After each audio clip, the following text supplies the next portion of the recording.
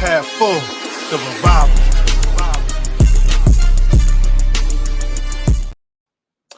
What is up, everybody? It's your boy, Mr. Glass Half Full. I got a very special episode today. You may come here for football stuff. You may come here for entertainment, but don't forget, we're a New York sports podcast here, all right? And I'd be remiss if I didn't talk about Yankees baseball. If they're the only team that's still got a shot at this thing, right, in New York. So let's try to pump us up a little bit. We're gonna talk Yankee baseball with a very special guest that I'm bringing to you today. None other than Eric Hubbs from Barstool, short Porch Pod. Round of applause, sir. How we doing? What's happening? Aboard. What's happening? What an introduction. Like, he's the only one still has a shot. Well, yeah, the Mets traded everyone. So that's quite the bar that the Yankees have. It's like the other team has no MLB players left, and and they have no hope for the season. So sure, they have a shot. It's a sad state of affairs, right? Because we both went into the season high hopes as usual. Yankees, I feel like you guys always have those high hopes, right? Like for the Mets, we rarely have these high hopes. We went $350 million in. And now we like you said, we're running out not even AAA guys at this point. Yanks, man, listen, I want to talk to you about the whole state of affairs. But first, give me Hubbs' thoughts right now as it stands. What's your vibes on the Yankees and everything that's going on, man? Give us your best shot. Give us your best shot. I know it's rough. It's not good. We're recording this just after Anthony Rizzo goes on IL for a concussion that he's had for 2 months that everyone in the world could have seen coming. And he's reportedly been waking up hungover, basically. He's that concussed. And the team didn't think two ways about it. Yeah, just keep running him out there. He even reported dizziness, fogginess this weekend. They played him 2 more times. It's a special franchise right now. Where's your frustration meter at? 1 to 10 at this point? 15. Yeah, through the roof. Right. I got you. I mean, think about it, right? Think about it. Garrett Cole is the front runner for the Cy Young, having a masterful season, a season that should go down in one of the greater pitching performances an individual has ever had for the Yankees. And this is coming on the cusp of an Aaron Judge 62 home run season. And both are just going to be wasted. And it's unreal. It's that because of how poorly constructed the roster is from Cashman and how he lets his ego get in front of things. And, he has to keep riding out and hope that things are going to turn around because the players are who he thought they were when they're not. They're in a pretty bad spot. There's not a lot of glimmer of hope here unless things magically turn around with these guys like they hope they will. They didn't do anything at the deadline inexplicably, buy or sell, did neither. Not an option, and they still chose it. It's bad, man. For the first time in a long time, definitely as being an adult, I have no interest in going to Yankee Stadium in August and September. You couldn't. I had a buddy ask me to go for this Rays series that just happened. I said no. It's I have no interest, man. You generally couldn't drag me there. It's just going to make me sad. I already watch them every day. I'm never going to not watch them stick in the head like that. But you going there is a special kind of just you are a masochist if you're going to Yankee Stadium right now. And you truly some people go as a social event. And I get that. Yeah, you go boozing with your boys, sure. Right. No problem. You go to Billy's before, you have a few, you spend the day at the park, no problem. But if you're going there as a fan, expecting them to perform, you are a masochist right now. So that's the state of the Yankees right now. That's how I feel. It's going to be a ghost town in both both parks, both City and Yankee Stadium for all of August. And I don't know about you, I'm a football fan. I was like, just get me to the middle of August or the end of August, and I could work my way through the rest if you guys are in contention. But the fact that listen, we're acting like the Yankees are so far out. Realistically, it's so funny. It's like your season's you act like the season's dead. It's you guys 3.5 out when it comes down to it, and you got Boston and Toronto in front of you. So it's while it feels like the doom and gloom right now, one winning streak, a Judge a hot week, and Garrett Cole. You sound like the front office. I know. Listen, I know. All right. Let's go to the front office now. Let's talk cash. The signs are coming out. The chants are being heard in the stadium pretty loud and clear now because I feel like the stadiums are a little bit more dead, and you hear the chants a little bit more. Fire Cashman. How long is his leash for Hubbs? How long is his leash right now? 2 years ago. I don't know. Like right. they've gone. He said they needed a left fielder for 3 years, and they still don't have one. Like the two guys who they went into the season as the left fielders were Aaron Hicks and Oswaldo Cabrera, and Oswaldo just came back up from the minor leagues because Rizzo was on the IL with a concussion, and Aaron Hicks and the Orioles also on the IL. But like they've never seriously addressed left field in the last 3 years. Like they tried Gallo, they tried Benintendi, and then like those failed. They're like, I don't know, we'll just run these guys. Now we're playing infielders in the outfield, so it's just like it's impossible to keep running it back like they do. It's literally legitimately the definition of insanity, and they keep doing it. And to not even address it, and to say you're all in at the deadline, and they stayed the course and all this. Not one bat. Get a left field. And then to dial it even further back, like to get swept by the Astros in the ALCS and get embarrassed after they just got by the Guardians, like by the skin of your teeth. And you could see the offense was a problem. The offense in the second half last year was a problem. So what did they do in the offseason? They re-signed Aaron Judge because you quite literally had to save the fan base. Right. You paid Carlos Rodon, a pitcher. And I know he's not off to a good start. I don't think he'll be that bad. I think he'll turn it around. But they didn't do anything to the offense that needed improvement, fast improvement across the board. And they didn't do one thing. It's wild. It's like they had blinders on, the Aaron Judge blinders. They're like, we have to get this done. And like they've totally forgot about like, hey, what was the actual problem here? It wasn't that like, Judge was, we're going to bring Judge back. Yes. But let's give him some help. And it's wild to think about, man. I mean, it's funny because again, I'm a Mets fan. The Mets did the same exact thing. They had a bad offense that was surrounded by Pete, basically carrying the whole offense. And they're like, yeah, you know what? Let's just hope for the best next year. Maybe these rookies will come up in it. Like you had to have a better strategy than that. I think another part of it too. I think they neglected to see how many flaws Aaron Judge covered for the team. Like he comes off the 62 homer MVP godlike season that will live in infamy. That will live in Yankee history forever. But without him, there's nothing.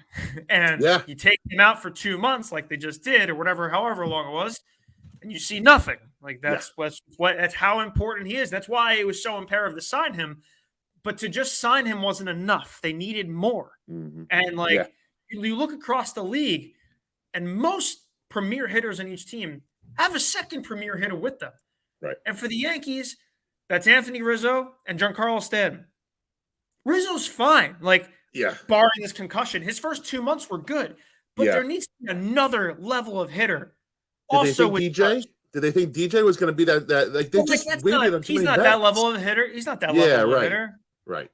He's fine. Like he's been fine since the All-Star break. Like he's had a little bit of a resurgence here. But like Giancarlo's cooked for the most part. Like he can't consistently be that guy. So there needs to be a different person in there, and they just don't acknowledge that. Maybe this offseason is the offseason. They're like, okay, well, we screwed ourselves.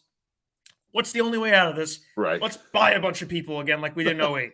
Like that's really it, because a lot of these contracts are still there for a little bit. DJ, GJ, Rizzo's on for another year. Stan's on for 4 more years. Like, you can't really. No one's trading for these guys and taking them off your. You're stuck in hell, right?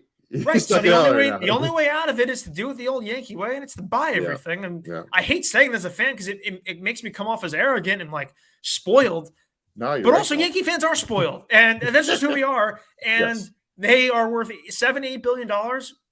That's the only way out of this. It's the only way to salvage Judge and Cole's prime and not waste it is to do that. Will they do it? No. Right. Well, there's nobody coming to save them from the minors either, right? Like you got some like a couple names down there, if I'm not mistaken, but like no like powerhouse that's coming through. That's gonna you're gonna hinge your hopes on. They got. Right? I mean, Jason Dominguez is going to be the name that everyone throws out, but I think he was grossly overhyped by Jeff Passan in that article that compared him to Bo Jackson and Mickey Mantle and whatever. Wow. He's going to be a really nice player, but he needs time. Like, I don't even know. He might be like a second half of next year type of guy, if not just 2025 in general. Like Spencer Jones. Spencer Jones is a nice guy at Vanderbilt they drafted, who's got a ton of power from the left side. They compare him a lot to Judge's physique. He's not Aaron Judge. No one's Aaron Judge, but Everson Pereira might be a guy you see in the second half this year. Austin Wells is a guy who just got to AAA. He's a nice bat. Yeah, but no one's like, there's no Ronald Acuna coming. Like, right. the move is going to have to be, and I said this earlier, is they're just going to have to go for broke with Juan Soto. Like, that's quite literally it. It's the perfect guy. Obviously, it's the perfect guy. It's Juan Soto. But like they, in the past, they passed on Bryce Harper. They passed on Manny Machado. They passed on this whole shortstop class, Corey Seager, all that. And you know what? It's time to just stop passing on these guys and just be the Yankees and go get Juan Soto. You need a lefty power bat. It's what the whole franchise is built around with the short porch. Yeah. You don't really have any. Besides Anthony Rizzo, you don't have any. So yeah, you always just know the Yankees would have that bat, and they just it's wild that it's neglected. It just seemed like such a glaring need.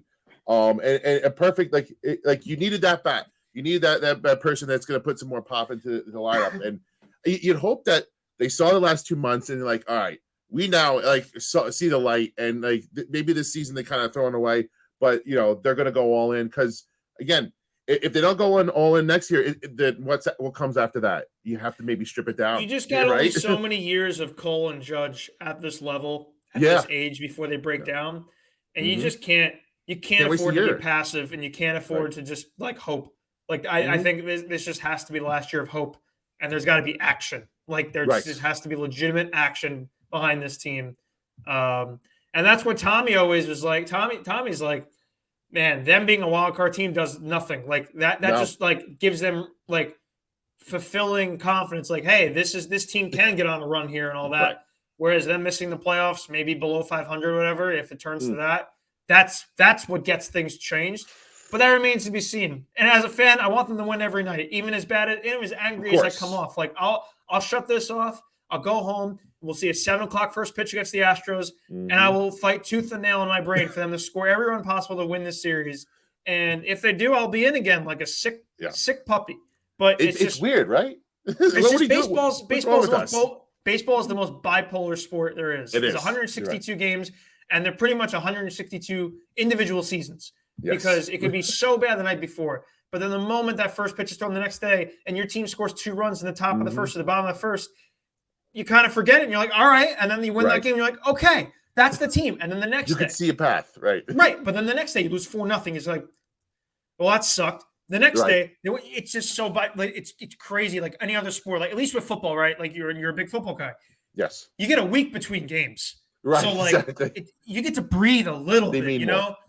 NBA is a little spaced out, not entirely. Hockey, same kind of deal. Baseball is 162 games. You are playing almost every day. It is such a war of attrition on your brain to be a baseball fan. I'm not trying to act like a hero for being a Yankee fan and a baseball fan, but, like, man, it is, like, hard to keep your cool and, like, try to stay, like, it's so hard to, like, I couldn't imagine being a player because, like, you go through streaks.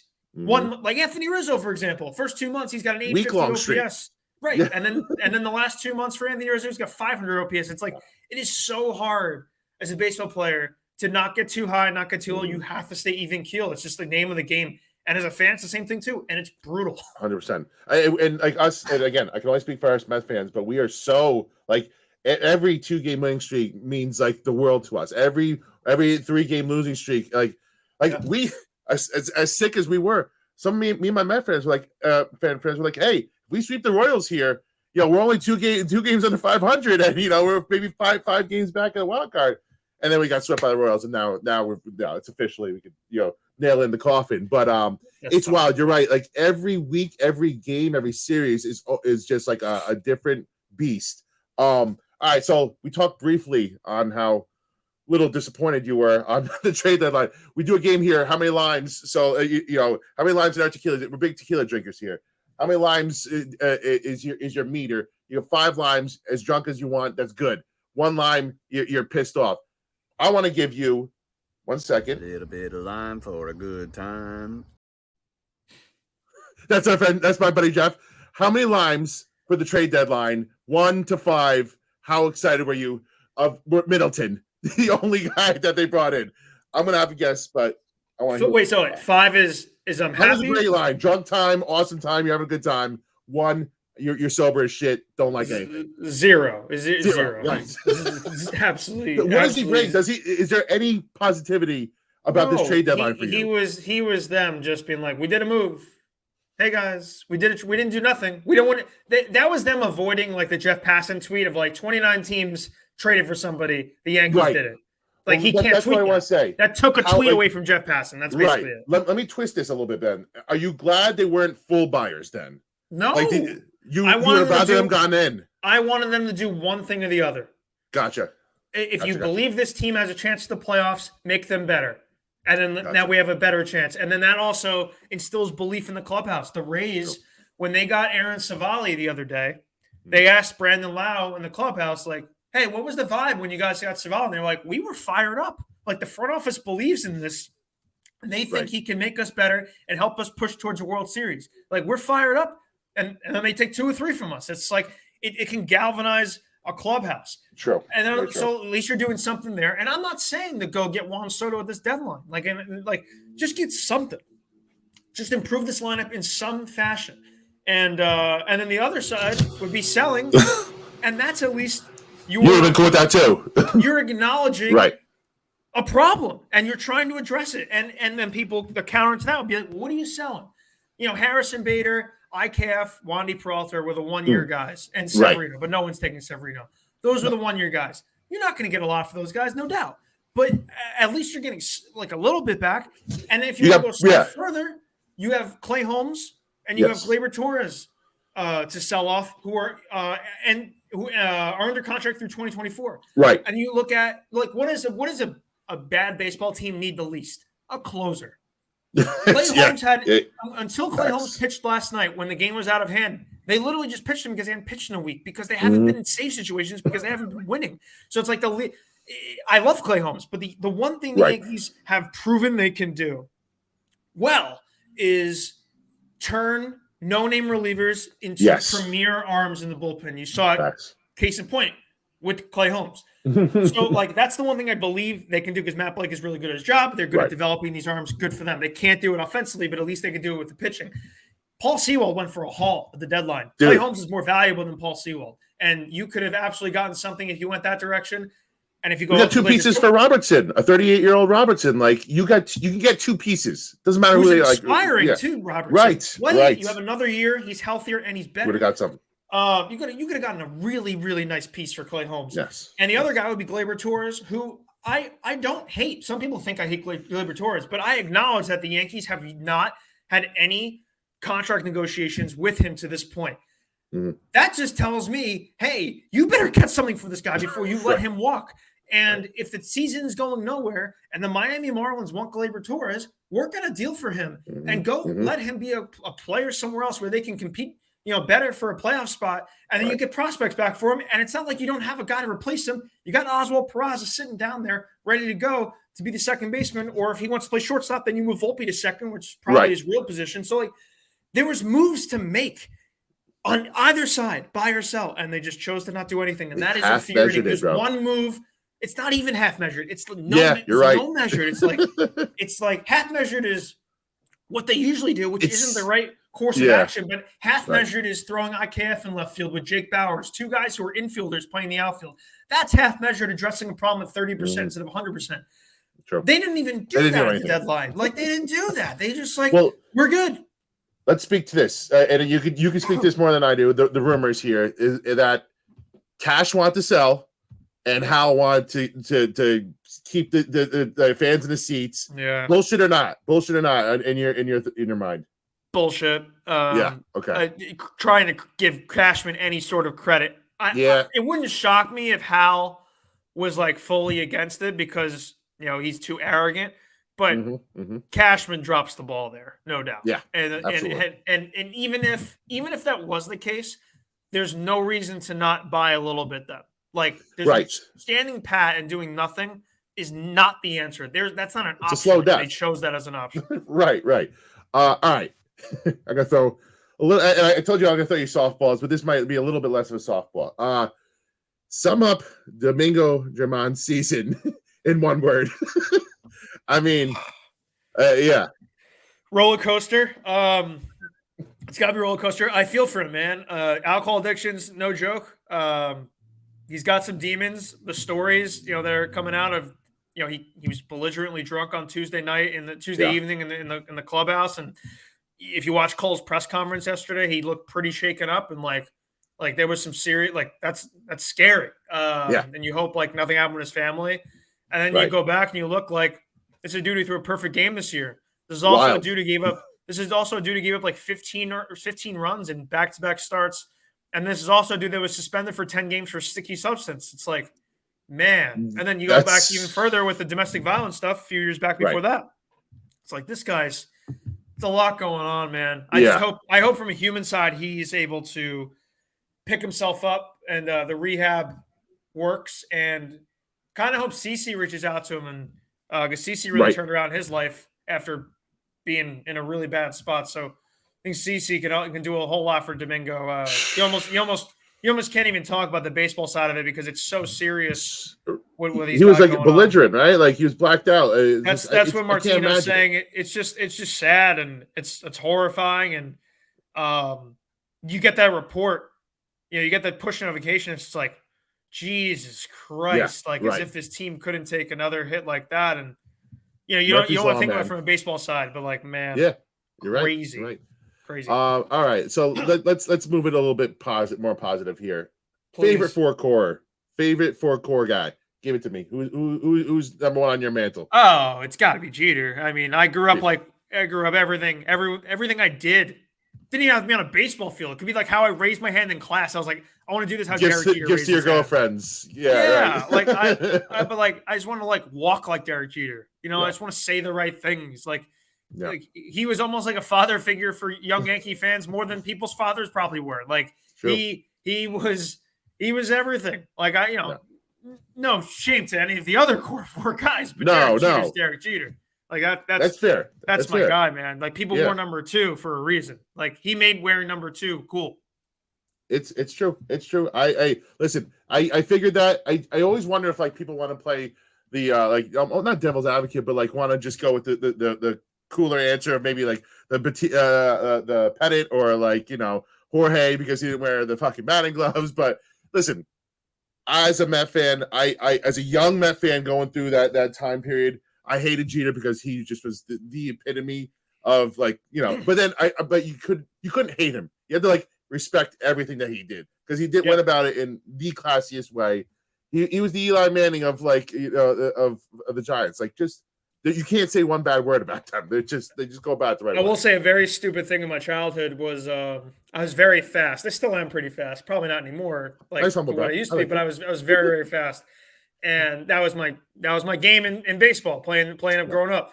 Yeah. So when Jorge Posada hit a ball on the ground and didn't come close to beating out a double play, that shit infuriated me as a young stupid fan. So I had a little distaste of Jorge Posada, obviously a pivotal piece to that team, those teams, and winning all those World Series. But he rubbed me the wrong way with how slow he was as a fast man. It would infuriate. I would be like, how? As a kid, I'd just be like, how could you be that slow? But he's a catcher. This is how he is, man. He provides in different ways, but it always rubbed me the wrong way with how slow Jorge Posada was. Fair. All right, another question for you. Who would you want to party more with, Wade Boggs or David Wells? I'll say Wells because he was on my podcast. Oh, that's awesome. Listen, you gotta throw him a bone there. That I respect that. Wells, I hear the Boggs stories though. Boggs stories. I'm just like, holy shit, this guy was epic. But I feel like coming back and throwing the game that Wells did after a fucking night out. He fucking threw him back, right? He must have threw him back and not worried about it. I mean, both those guys are drinking you under the table, 100%. You are crippled after that. You were in a really bad spot after that. So, but yeah, I'd go Wells. I just got to make sure, I don't say the wrong thing around him. I feel like he has his opinions, and if you say the wrong thing, you lost him. So, keep it very PC, right? I'll just let him. Oh, I don't think he's going to be PC. I don't think he's going to be PC at all. Right. Not the PC. I think keep it about no. I'm just going to let him lead the way. I'll let whatever you want to talk about, and I'm just going to nod my head. That's basically it. That's how you deal with Dave. Yeah. All right, cool, man. Well, listen, I got a couple more lambs for you, and then we'll end you, get you out of here as quickly as possible. But your favorite part of working at Barstool, like, give us an inside view of what you guys do there, and your favorite part about coming up with them, and having a good time and working for such a pretty awesome company. From what I kind of always say that I have an answer to this always. It's kind of cheesy or whatever, but yeah, waking up every day or going to bed the night before and just like being happy to have this job and like not resenting a job. I feel like that's so rare. True. Like every job becomes a job at some point, no doubt, and like this one included. But for the most part, like my job before this, like that hour and a half bus ride into the city when I was commuting in, it would be like, okay, I can breathe right now. But the moment I walk in there, like I'm just going to be wishing until 5 o'clock hits or whatever, whenever I'm allowed to leave.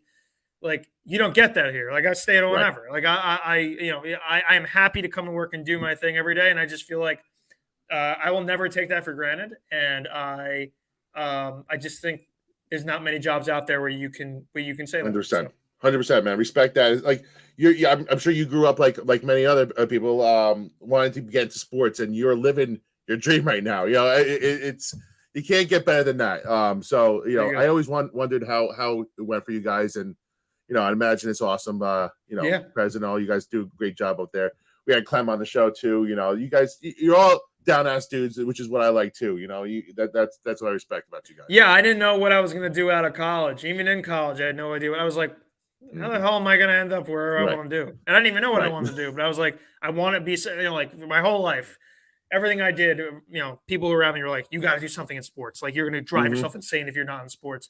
Yep. Yeah. And then like, once you're in college, you're so close to like adult life. You're like, what the hell am I doing? Like, how is this going to, this isn't working out. How's it going to work? Right. Yeah. And you find your way in, man. It's crazy. I respect that, man. All right. Well, listen, 2 more Yankee questions and we're done. Actually, hold on. I got one more outside the box here. Go-to drink for Hubs at a wedding. Give it to me. What's your go-to? Old fashioned. Easy old fashioned. Classy. I like easy old fashioned. And if I'm going to do a shot, it's got to be tequila. Oh yeah, absolutely. Yeah. Don't fucks with you, man. Don't hand me a vodka shot. That's just a terroristic action. God. I like me Red Bull. I like me Red Bull vodkas. Don't hand me a vodka shot. That is the worst thing you can do. To continue a conversation with me. It's the easiest way for me to walk away. Right. I'm done. Tequila with a lime, no problem. Done. But an old fashioned for sure. Those are my good. I can't think of anything else I would drink. To be honest with you, my man. That I appreciate that. I'm on the same boat. All right, listen, we'll round it out with 2 Yankee questions here. How bad does it need to get for Boone to get shit canned? Like at the end of the season, what are we thinking? Like miss the playoffs, epic disaster, or is there no scenario where you see that Boone is not back next year? I think this.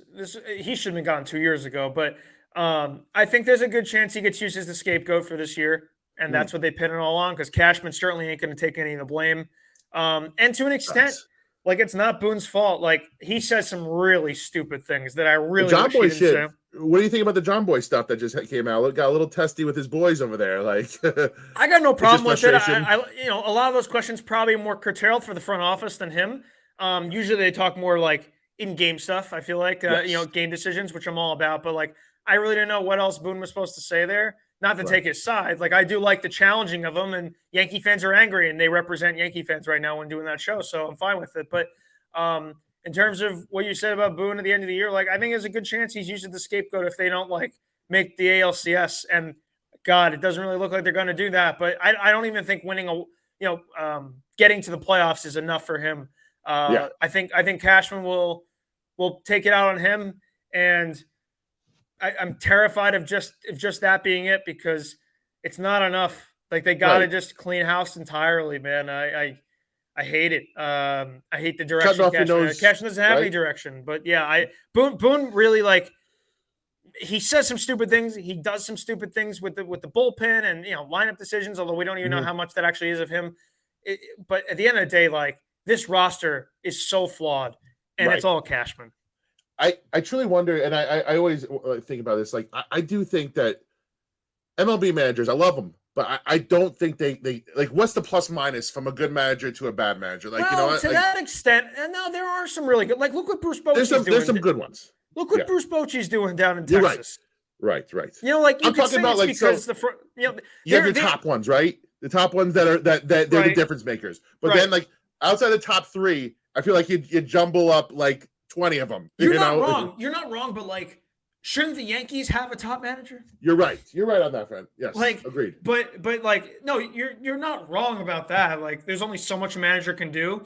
But like, there's no Yankee under the Boone era that's ever gotten better under him, and their lack of discipline on the base paths, and it's just for me, it's about accountability. There's no accountability whatsoever. You can make a base running error or misplaying the outfield. Yeah, he's like, and Boone doesn't like probably say anything to you. And like, I don't know, man. Like, I get that they were I get that they wanted an opposite version of Girardi, who was hard on guys, right? He went at Gary Sanchez. They went through wars, those guys. Yes. And they were like, this ain't working. Even though like they were a game away from the World Series, the closest they've ever been. Like not ever, the closest they've been since that time. Recently. Like Girardi was. They have gotten further and further away from that moment. So that's scary. So there needs to be some sort of happy medium, I think, of a Girardi and a Boone. You know, I'm all about players liking you, but there has to be an accountability, present. The player managers are only good when you're winning, right? Like they at some point you put the W's up. All right, one last question here.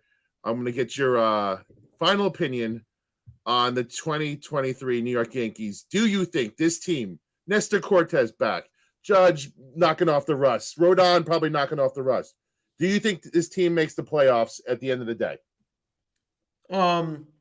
I think you will know your answer after this series with Houston.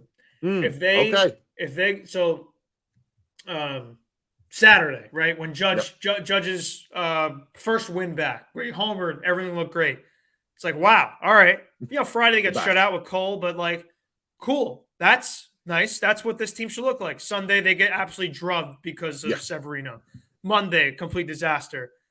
Tuesday, not good. Really, really not good. And then last night on Wednesday, we're back.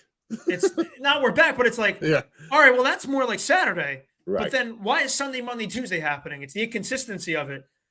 It is Tampa, though, too. Tampa is Tampa right now. So, but you know what? Did you see how much? I don't know if you watched the game yesterday, but they made a lot of mistakes. No, you're right. You're right. Stole home against them. Tampa. They on the Little League play. They IKF threw 2 guys out running the bases that shouldn't have never tried for second base. It's like true. Tampa's Tampa, but like they're falling back a little bit, right? They're coming back down. Definitely. So like, I hear you. It's what version of this team is it? Does this team treat these next 4 days against the Houston Astros at home with, they got Verlander pitching on Saturday and probably Framber on Sunday, Javier's tonight, Hunter Brown's on. It's not going to be easy. Are they going to show up like they did against McClanahan and take it to them and like, hey, this is go time. Like, this is it. Right. For that, you have to win 3 or 4. Split, losing the series, getting swept, I think pretty much puts to bed like any hope I kind of have of this team. If you take 3 or 4 and then you got the White Sox after that, get on a roll. And the schedule really isn't that hard. Like they have a favorable schedule the rest of the way. They play some really bad teams, but you need to I think they need to prove themselves that they can beat a team like Houston. Especially with how bad they've looked lately. You lose 2 series in this big stretch to Baltimore and to Tampa. Take it to Houston if you can. And that will give everyone, like there's a reason maybe they didn't sell here. I still wish they bought, but like, maybe these are the guys that can get on some sort of run. So to that question, I don't have an answer for you because I don't know what this team is. It's probably a really bad team. The answer is probably no, because I don't know if they can catch Toronto. It depends. I think they play them one more time or whatever, but like that will be huge. So she would head to head and tiebreakers, but they need to win 3 or 4 against Houston. Yeah, you see it. God help me, a sweep would be the fucking funniest storyline of the whole year. Right. But like, they got to show up. This is it. Starts tonight. Like it starts. It starts like tonight. You have to show up tonight against Javier. Hit him and like, wow, what is happening here? But in all honesty, probably not going to happen. So. Yeah, it's a momentum thing, man. And again, they always say like momentum as far as your next pitcher, but I truly believe these teams feed off that. You win one series, it goes into the next The series. front office doesn't believe that. The front office does not believe in hot and cold. I'll tell you that. It's true. It's true. All right, well, Hubs, I'm gonna get you out of here, man. I appreciate you for giving us a half hour, 35 minutes of your time. You're a gem. Thank you for coming through. Hopefully we have something later on the season, and maybe I'll come out there and party with you guys to the stadium, and hopefully we're having a couple of drinks. But if not, try and enjoy the rest of your season. I appreciate you again for coming on, man. And you guys are the best over there, man. Yeah, no doubt. You're good people. Good to talk to you, man. Absolutely. Absolutely, man. All right, well, let me let you go, and you have a good one, all right, bud? You too, man. Talk to you soon. Take it easy. All right, people. That's it. That's the Yankee talk. I can't promise you guys that there's going to be more Yankee talk the rest of the way. We got to see something, like Hub said. We got to see something quickly again in this Houston series. So show us something so we can talk some more baseball here. If not, it's going to be a long off season, long rest of the season. It's going to be probably a ghost town at Yankee Stadium, just like it is at City. So thank you guys for coming through. We love you. And go cop some merch.